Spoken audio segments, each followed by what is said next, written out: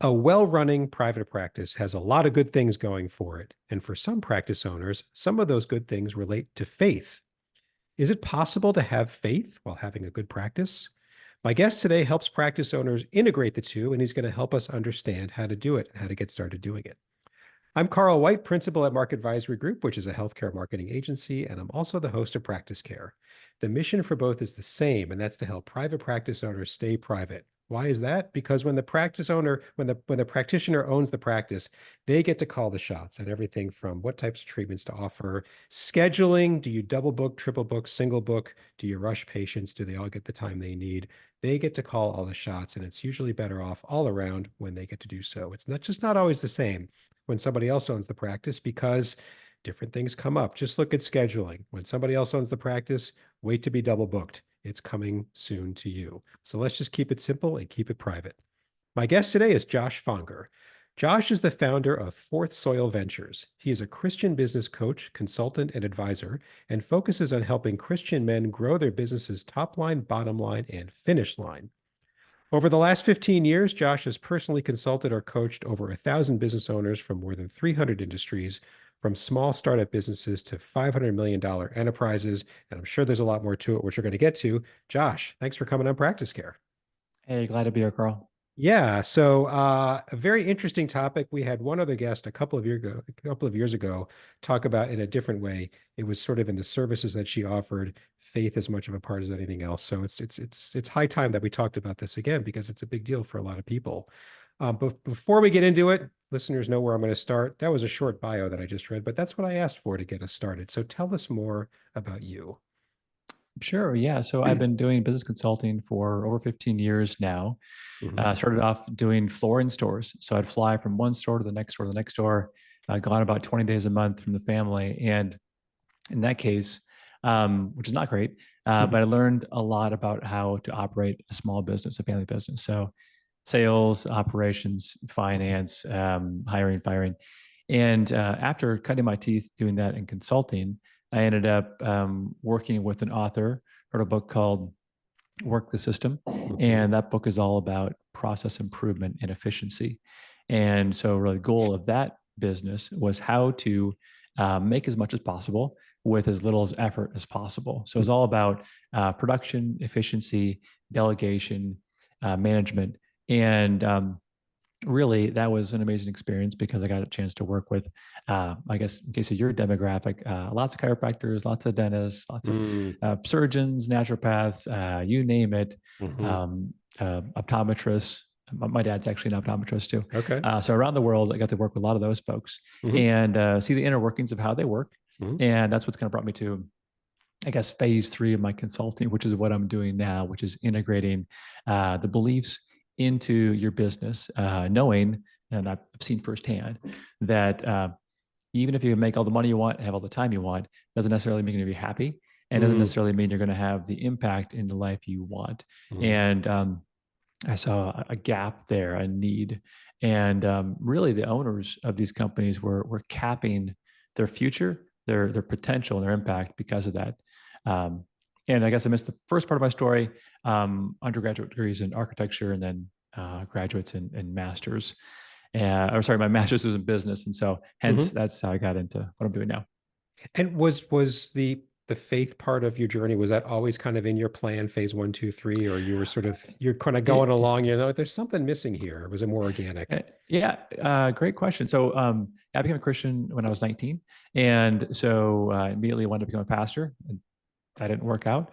I always had a mind for business. I always really enjoyed business, loved management, loved systems, operations, how to make things work together. Mhm. Um, but in college, made a shift into real estate architecture, and so I was in real estate development until the crash in 2008 and nine, and had Mm. to reinvent myself at that time. And that was a kind of an experience that definitely changed my worldview, changed my convictions, and also um, got me into a field that I didn't want to be in. So I wrote my thesis paper about why you should not hire a business consultant, why they're not valuable, why they're not important, why you shouldn't really do that. I thought it was better to That's an have change. interesting little switch there.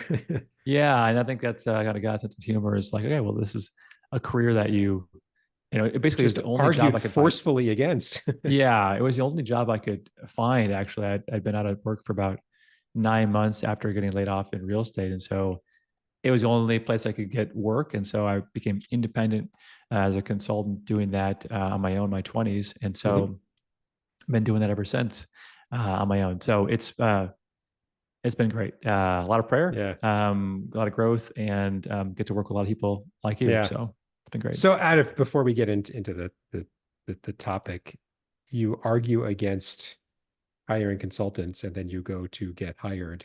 Did you just do it differently than what you were arguing? Like how did not I Well, think yeah. personally you had to do what you had to do, but I'm just curious, like now you're going to get hired Well, for the thing. So what did you so that's great. So basically, I exhausted every possible way to find a career without going that route. yeah. But when well, I had 3 kids at the time, Yeah. you have to put food on the table as part of I'm not what's even being. questioning your choice. I'm just like in 75 Well, pages or whatever it was said, don't do this for oh, the so following let me. reasons. And then you went and got yourself hired. It was You a just shorter went paper than around that. those bad reasons and did it better, or what was Uh, it? it wasn't. I guess it was more of a long essay. I wouldn't call it a piece of paper. That's a mischaracterization. But Okay. basically, yeah. Basically, I said, well, if I'm going to do this, I'm going to do it differently. Hmm. I'm not going to do it like everyone else. I'm not just going to give boilerplate answers. I'm not just going to treat people as numbers. I'm not just going to Hmm. regurgitate the same information to every single client. I'm going to go a layer deeper and find out what the deeper problems are. There you go. And amazingly, um, I had some really good success early on with some difficult clients, and just fell in love with it. I just really enjoyed the challenging work. I loved being able to spot what the others couldn't see, and then operationalize it so that the results would be sustainable and grow. And so Yeah. that was just yeah, I just loved it. But previously, I had a kind of a bad taste for that. Yeah. And prior part of my career, consultants would get a bad name because here's your 300-page slide deck on what you should do, none of which was even remotely doable, Yep. even remotely doable. And it's like, that's great. Now I got to go back. Anyway, so yes, it was, can you actually do what they say or not? Okay, so let's get into it. We're talking about integrating business and faith. I want to just start with definition of terms. When you use the word faith, what do you mean? Well, I think it's your your beliefs, your worldview. In my case, Christianity by faith, and so I believe in God and the God of the Bible, and so that's kind of who I target. So over the past 15 years, I've worked with people of all faiths, but in terms of who I work with now, that's the specialty, that's the vertical, and I think that everyone believes in something. They Mhm. maybe haven't articulated it, but that's going to dictate how they work. If their belief is that there is no God, then they're going to say, well, how do I necessarily maybe seek the most pleasure here? And that might be through uh, that's gonna be their motivation. I'll put it that way. That's gonna be their motivation for how they do their work. Mhm. And if you don't have a grounding or foundation in something, it's likely to shift throughout your life. It's likely to shift based on circumstances. It's likely to shift based on the personnel you bring on, and ultimately, you're going to be shifting a lot. And I think it's a lot better to have a strong, solid foundation that you're going to stick with, Mhm. because then you can actually build a future.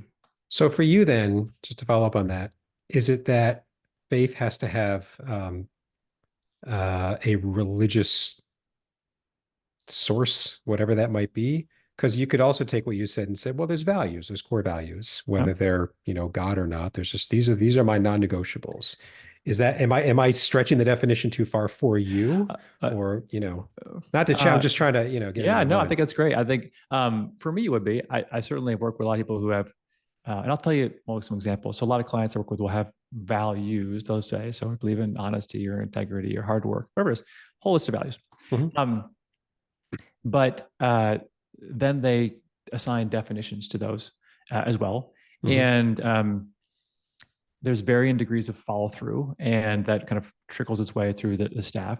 But I would say for me, there's a more existential purpose behind the values, because I believe there's a evaluation at the end, and that Mm. there's also that there's a spiritual realm, not just a physical realm. And so, if you're going to integrate your beliefs into your work, that's going to involve prayer, and it's going to involve a realm that's not always seen. And therefore, like even the orchestration of this meeting right now, there's a long story behind that and how we have mutual connections. And so I think there's a lot more to our life, and there's a lot bigger impact to our life than just um, values per se. Okay. And so I think there's more power behind it. So that's for me. I know not everyone takes that, but in terms of Totally get it. Yeah. It's not for everybody, but that's fine. Yeah. Okay. And it makes sense. It's like as my interpretation of what you said is with a faith level, there's a more common understanding. There's um a common, I don't want to say endpoint, but you have a better sense of are you on it or off of it, I guess, during your day or during, whereas you and I could look at the word integrity and define it very differently and both be correct in where you get yourself, you uh, know. Is that yeah, what you mean? yeah, and I think a good one is also just um, we want to do, let's just say, what's right for the customer, Mhm. or let's just say that's a value someone might have. Well, with someone's worldview, that might mean one thing, whereas someone else's might mean something else. But for me, there would be a primary source to go to Mhm. find out where you'd even come up with what is the best thing for the customer. Mm. And so I think that here's a case in point. So there's some marketers might call it the platinum rule. So the platinum rule being do unto others as they want done unto themselves. And so in Mhm. that case, you would, well, my customer wants to see more flashy looking people, and they want to see more money, and they want to see Yeah. more whatever bling, and like that's what they want. And they also want this, and they want to have leisure, and they want to have free. So I'm going to give them what they want because that's what they want. And it doesn't matter if it's bad for them, it's going to ultimately be short-sighted and hurt their Mhm. business and be short-sighted for their family and be short-sighted for the future. Um, that's what they want. I'm going to give it to them. Mhm. Another one would be, well, I also care about the customer, but I care about them like do unto others as I'd want them done unto me. That's a different way to think about what's best for a customer. And then Mhm. that would lead you to a whole sorts of different decision makings, which would Mhm. lead towards maybe a longer view, that work actually does have value and that hard work can be done in a way that um, you enjoy, is impactful, is satisfying. And then that would be a whole different series of, in your case, marketing tactics you would Yeah. use Yeah. that are based on a different worldview. Both people are saying I want to do what's best for the customer, but in they're just different ways to go about it. Right. Fair enough. Okay. That helps me understand it. So how do you do this? I mean, I'm a big into how, because we're all small business owners here, and then we sit down at a desk and go, I need to do something. How does one integrate faith into their practice? Yeah, so it's probably best just to share an example. So I was working with a dental office, and he was a believer. He had these values; they were internalized. He was a very religious person, and so that's great. He had those, but Mhm. his business was not profitable. There was conflict between him and his son, his father-son dentist. Mm. There was conflict in the business. The customers weren't happy. It was kind of a chaotic nightmare, Okay. and they've been doing this for decades. Like he's been in business for almost 40 years. And so it just wasn't connecting. Mhm. And so it was about, drawing out what those beliefs are with regards to his dental office and saying, okay, we should actually write these things down. Like Mhm. what does it actually mean to be a good steward of this? And what does it actually mean to hard work here? And what does it mean to, respect your customers and things like that? So we wrote it Mhm. down because that was Mhm. the first thing is what is this actually, how do we contextualize this into your business? Because Mhm. um, it's easy to do it Sunday morning for an hour, but now you have 40 hours of the week where you're going to actually live it out Mhm. and be a light. And so in this case, write it down. And then the next thing is to communicate that to your team because if you're running a practice, you are obviously seeing your patients, but there's a lot of other activities going on. Mhm. People are dealing with insurance, they're dealing with marketing, they're dealing with consultants like you. So there's a lot going on. And so you have to actually communicate, hey, here's our vision, here's our values. Mhm. Um, and the next piece I think is where a lot of people uh, stop. And this is the big issue is they might get this far, but then they don't operationalize it. So a good way to think about it would say, hey, our value is that we want to give great care to our customers. And Mhm. And I actually had two chiropractors who had the complete opposite definitions. One of them that meant time. So 45 minutes to an hour with each person. Whereas another chiropractor, they were seeing over 5 patients an hour. Hmm. They also wanted to do great care, right? Yeah. So those are different definitions of great care. So you have to actually take your value, communicate it, then you have to actually say this is what it means in our context, for our demographic, for our market, based on our insurance carriers, based on all these things. Here's how we're going to operationalize this, Hmm. and we have to actually write it down, which involves measurement and accountability Hmm. and tracking and training and all the hard work Yeah. that that oftentimes doctors, physicians are not necessarily great at doing, Yeah. because it takes a lot of management work to do that. And that's what I spend the majority of my time doing, is saying, okay, you had this uh, vision, you have these values. Now let's operationalize this, and Yeah. let's make sure it sticks. And kind of a long answer to your They short really don't know question. what that means, do they? Like, it's just, they really don't grasp what it takes to do what you just said.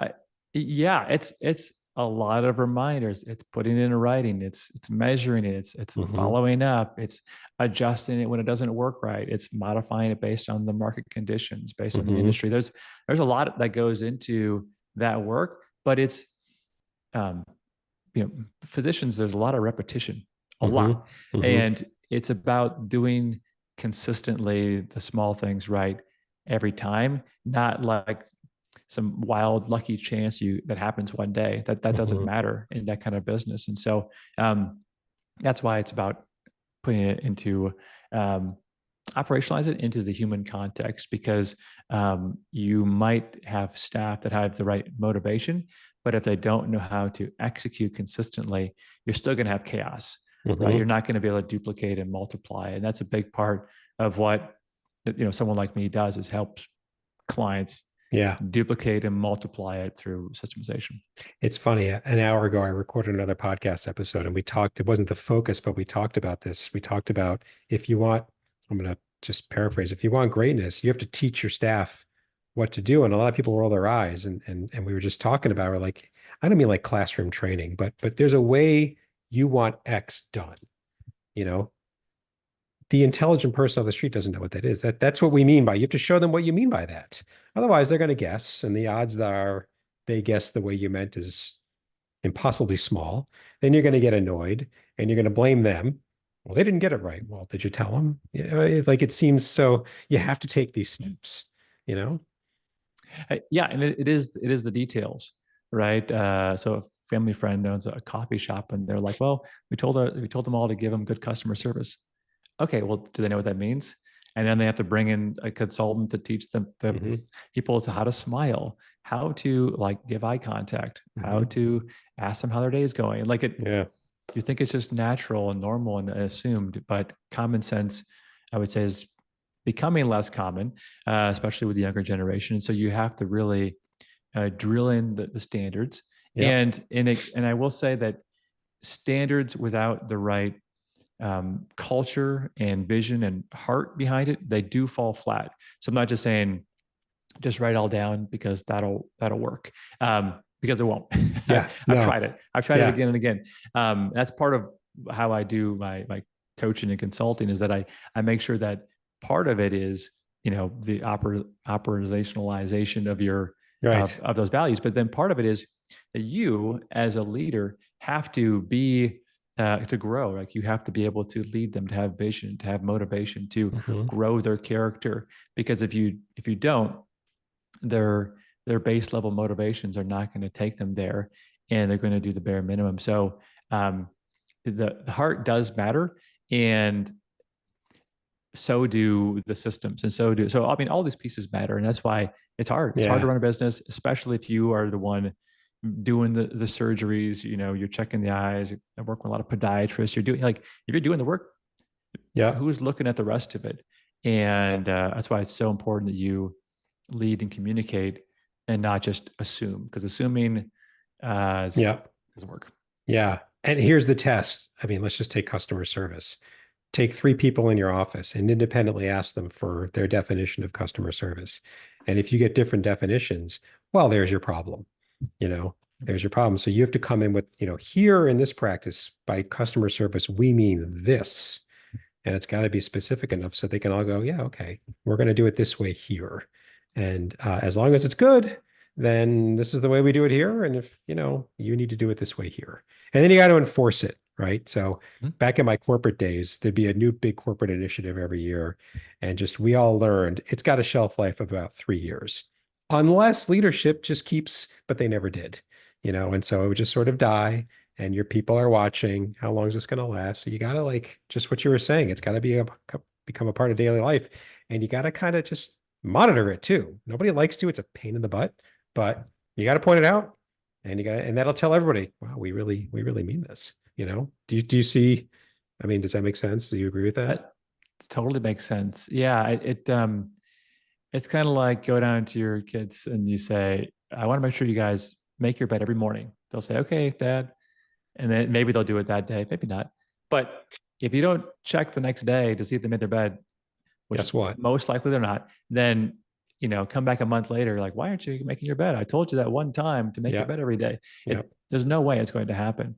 And it's the same with any change for you or for your team. And so it has to be written down. It has to be follow-ups, Hmm. and you have to let them know it's because of a higher purpose, which is your vision. Like we're the follow-ups are not just to be annoying. It's because we all agree this is what we want to achieve, and this is one of the building blocks to achieving it. So leaders need the reminders too. That's a big part of what I Yeah. do is the reminders. But you can build it into your calendar. Like, hey, go through the culture once a month. Bring up one of the values once a week.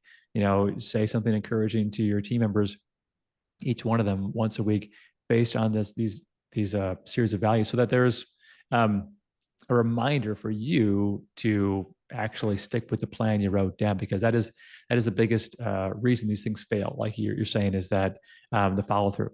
The Yes. follow through is where the impact is, and if you don't follow through, it it's not just no big deal. It's a negative impact because people learn that you're not going to follow through, you're not serious, that they can't trust your word, that in the end that gives them a lack of safety, security, and then people again will just be the boss of themselves as opposed to looking Yep. to the boss. Yep. Absolutely. Absolutely. And you mentioned, in a different context, I was taught the phrase, the fortunes in the follow up, right? So in this case, the fortunes in the follow through, it has to become part of, it's got to become like breathing. You just do these things.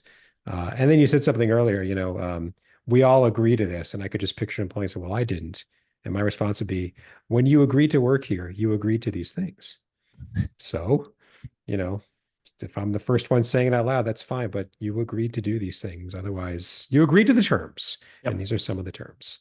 So I wonder, do you have people, do you coach clients or say, this should be like, when you sign on, like maybe it's part of an employee handbook or something, but these are the way we do things here. Yeah, And you yeah, and you agree to do them because you agreed to work here.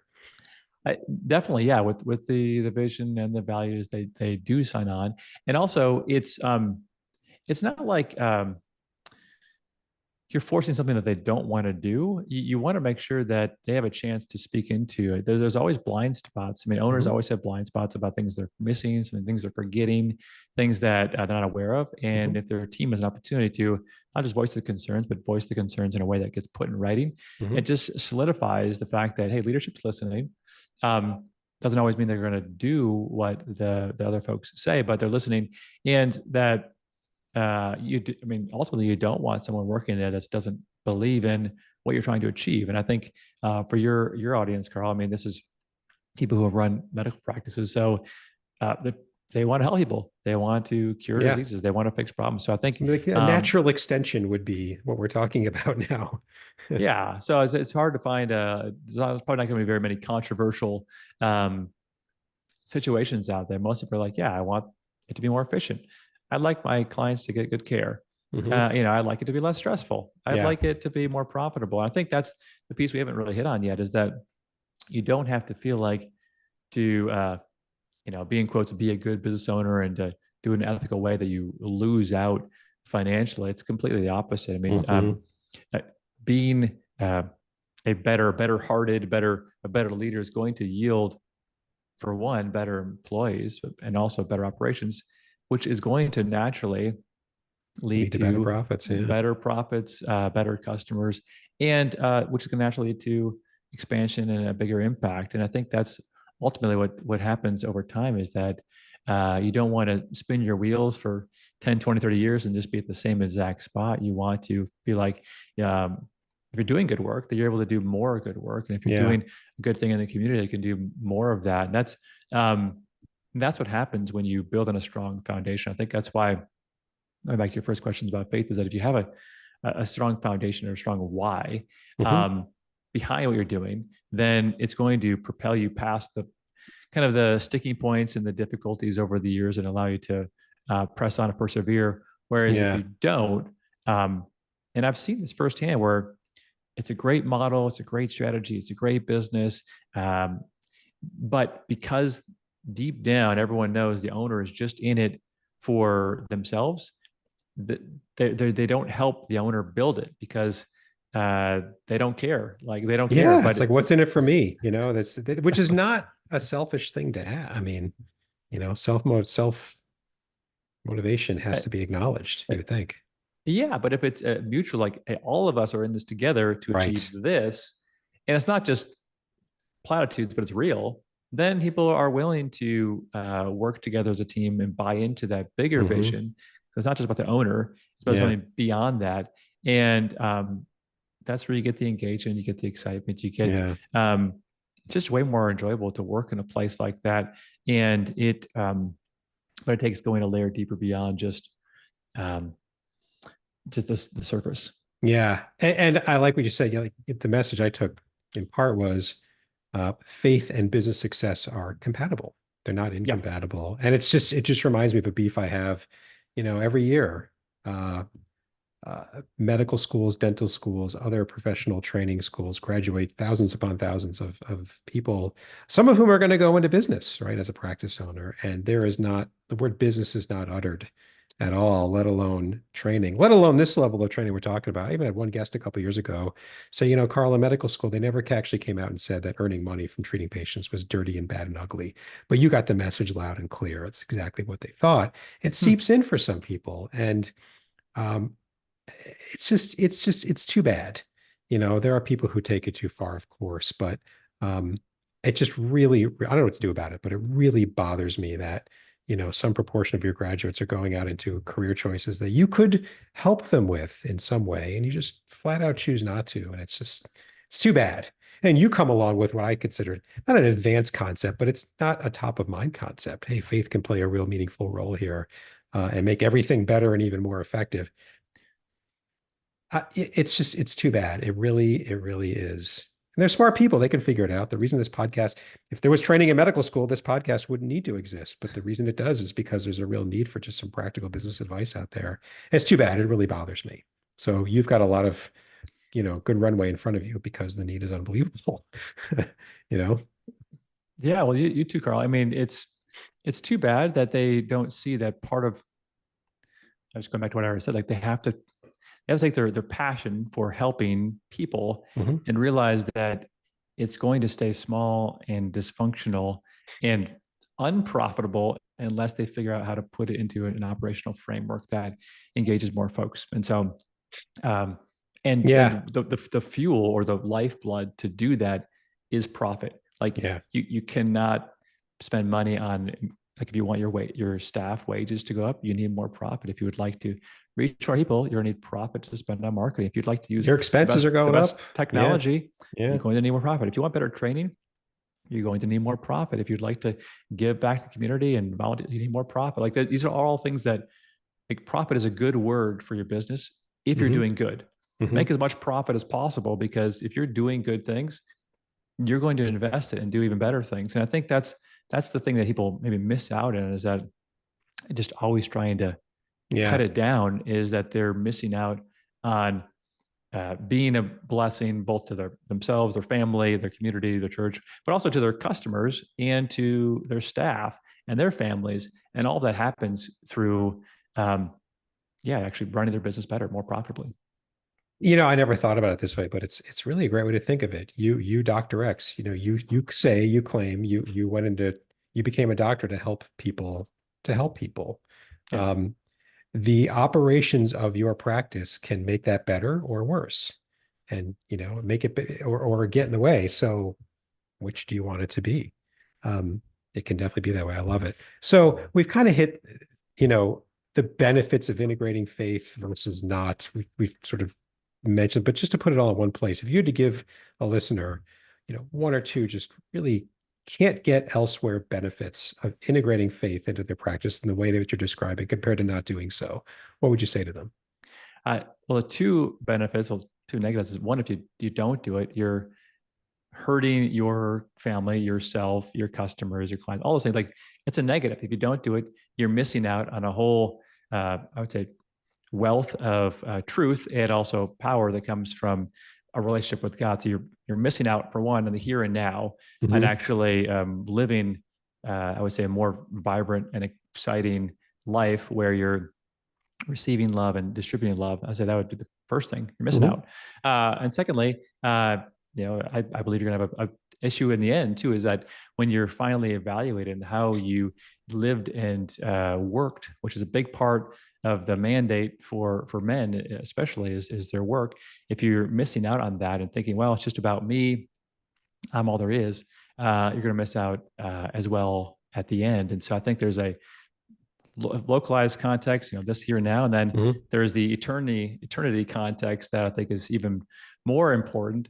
And again, both these things, hopefully this doesn't sound like a fear-based thing, but it's more of a exciting thing about this work matters now, but you know what, it matters eternally. So it's even more engaging because I know that what I'm doing now has even bigger ramifications. Right. And I've seen people in my life just make um, any doctor, you're a place of authority. You can make a major impact in someone's life by a word you speak and Mhm. how you engage and care people. It can change people's lives. And I think that when you think in that way, integrating your faith into your work, it's more transformative. What can happen each day, the power that can happen each day, as opposed to just mundane. Oh, I just adjusted someone's back, or hey, their teeth are a Mhm. little bit cleaner. Like I think you're missing out, Yeah. and that would be the main thing. Got it. Okay, cool. Um, Couple of wrap-up questions I ask every guest. First one is anything you think we should have covered, I should have asked you, but I just didn't think to ask you. Uh, no, Carl, you're good at this. You're a pro. I mean, we covered a lot of ground here. I think that it was great. Cool. Um, well done then. Okay, so then the other question is we've caught some listeners' attention. They're like, you know what? He's right. I need to look at this. Sometimes, Josh, people get really enthusiastic about something that's new, but they just don't know where to start because it's new. So, are there one or two things that you could advise them to do as soon as they're listening to this episode to kind of get off the starting line? Just super simple, practical stuff. Yeah, sure. I mean, probably what everyone says is just go to my website, fourthsoilventures.com. And reason being is because that's where I have additional resources, Hmm. podcast shows I'm on like this. And so that would be great if you're wanting to start exploring this topic. And I do have a free downloadable giveaway, which is the 5 steps to a biblical business growth breakthrough. Okay. And so just so people who are interested in of a like faith, and they're saying, well, how is this actually going to transform and give me a breakthrough? And this is a financial breakthrough too. Hmm. Then I would go there and get that download. Okay, perfect. Um, Excellent. Thank you for coming on. Like I said at the beginning, it's a different topic. It's an important topic, and we want to cover every piece of business advice we can find. So thank you for coming on and sharing this information with us. All right. Thanks, Carl. Yeah, and you provided some contact information, which we'll get into the show notes of your episode, which just gives people another way to find you as they're looking for you. Couple of points before we wrap up. First, if you're someone like Josh or I, and you serve private practice owners and you've got some business advice to share, or if you're a private practice owner yourself, same thing. You figured out some things on the business side you think your colleagues would benefit from. Either way, come on Practice Care and tell the world about it in the show notes for Josh's episode and every episode.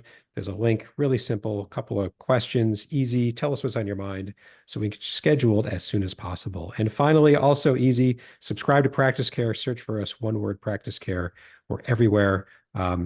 That way you can stay up to date with new episodes, which drop every week. Thanks very much. And until next time.